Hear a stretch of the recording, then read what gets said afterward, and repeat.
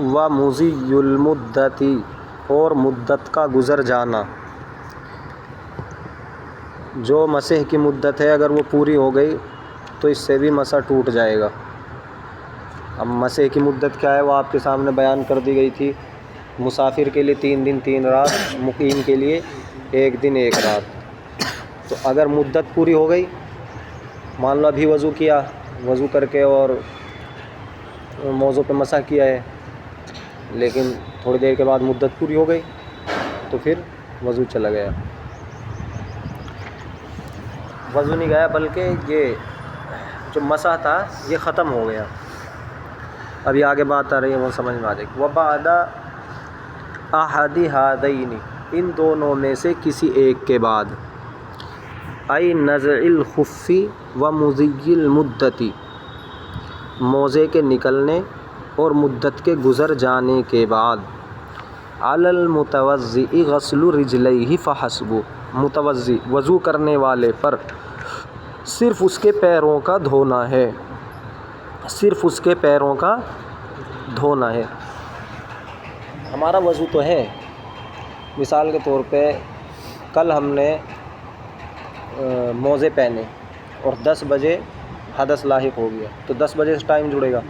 آج کے 10 بجے مدت ختم ہوگی مقیم کے لیے 1 دن 1 رات، تو آج کے 9:30 بجے بھی ہم نے وضو کیا، ٹھیک ہے، طہارت سے مسح کیا، اور 10 بجے مدت گزر گئی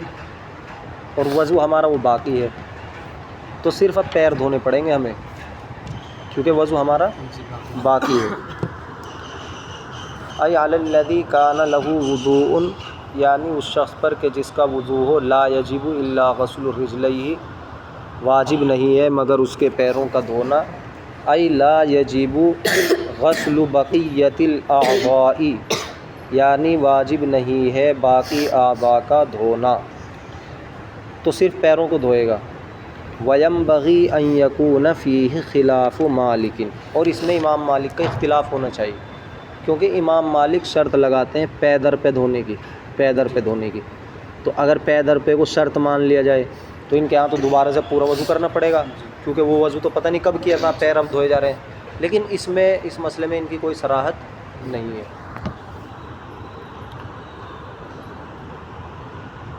بناء علی فرضیت الولاء، پے در پہ دھونے کے فرض ہونے کی بنا پر، عندہ امام مالک کے نزدیک۔ وخروج اکثر العقب الی الساق، اور ایڑی کے اکثر حصے کا نکل جانا پنڈلی تک، نزع موزے کا اترنا ہے، موزے کا اترنا ہے۔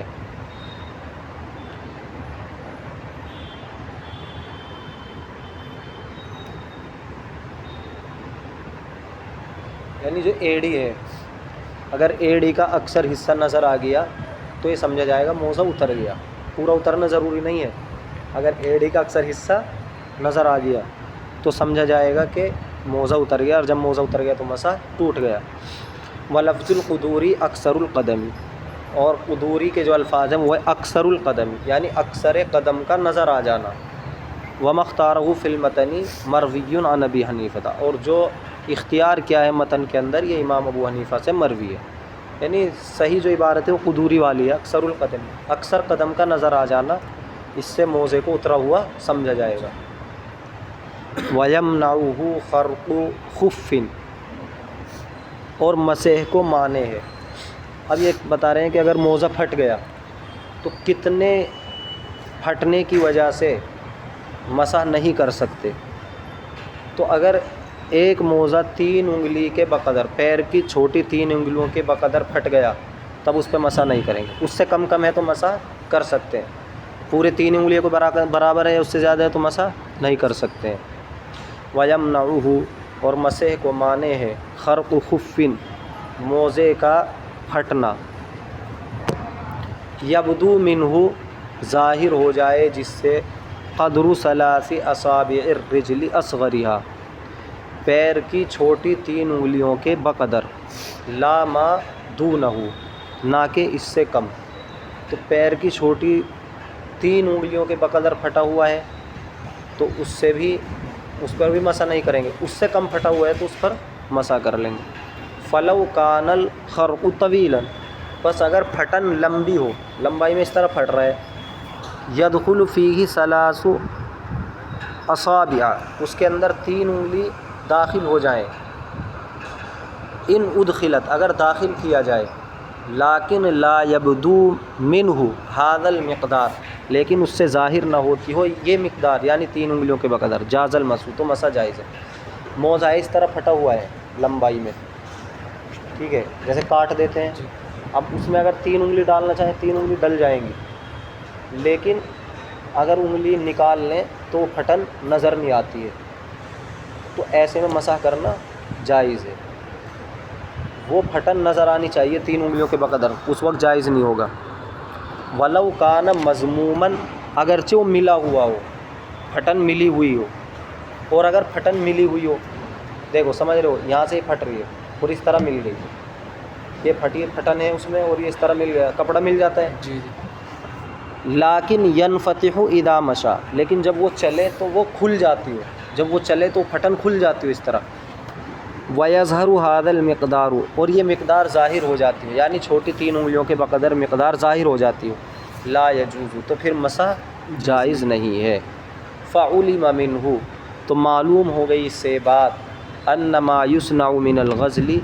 کہ جو ڈوری سے بنایا جائے، وَنَحْوِهِ، اس کے مانند کس چیز سے، مشقوق اسفل الکعب، ٹخنے کے نیچے سے جو پھٹا ہوا ہو، ان کان یستر الکعبہ، اگر وہ ٹخنے کو چھپا لے، بخیط، باندھنے سے، دھاگے سے، او نحوہ، یا اس کے مانند سے، یشد، جس کو باندھے، بعد اللبس، پہننے کے بعد، بحیث، اس طور پر کہ لا یبدو منہ شیء، کوئی چیز اس سے ظاہر نہ ہوتی ہو، فہو کغیر المشقوق، تو ایسا ہے جیسا کہ پھٹا ہوا نہ ہو، کیونکہ اس سے کوئی چیز ظاہر نہیں ہو رہی ہے۔ وَإِن بَدَا، اور اگر ظاہر ہو جائے، کَانَ کَالْخَرْقِ، تو پھٹے ہوئے کی طرح ہے۔ فَيُعْتَبَرُ الْمِقْدَارُ الْمَذْكُورُ، تو مذکورہ مقدار کا اعتبار کیا جائے گا۔ وَيُجْمَعُ خُرُوقُ خُفٍّ لَا خُفَّيْنِ، اب یہ بتا رہے کہ ایک موزہ جگہ جگہ سے تھوڑا تھوڑا پھٹا ہوا ہے،